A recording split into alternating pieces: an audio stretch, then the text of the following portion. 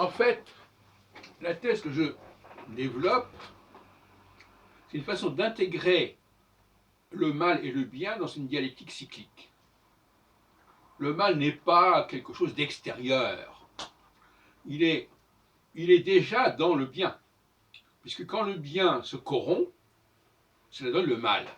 Et le bien ne peut pas ne pas se corrompre quelque part, tout comme le sang ne peut pas se corrompre dans notre organisme, d'où le processus de la circulation sanguine que vous connaissez avec le passage du sang bleu vers le sang rouge, et c'est cyclique. Donc, le mal, c'est la corruption. C'est-à-dire que c'est quelque chose qui s'est détérioré, qui s'est dégradé. Pourquoi ça s'est dégradé? Ça s'est dégradé parce que le passage de la théorie à la pratique est dégradant, conduit la théorie à se corrompre d'une certaine manière au contact de la pratique, etc. etc. J'en ai parlé. La pratique est corruptrice parce qu'elle nous confronte à des situations, des coïncidences particulières qui vont égarer le raisonnement théorique.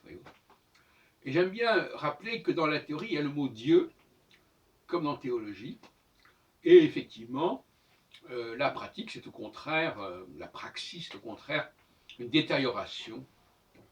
Et ce qui est diabolique, effectivement, c'est cette dualité qui conduit une chose qui a une certaine pureté, une théorie qui est pure, qui est cohérente, à une dégradation de toutes sortes, à tel point qu'à un moment donné, cette dégradation va imposer sa loi à la théorie.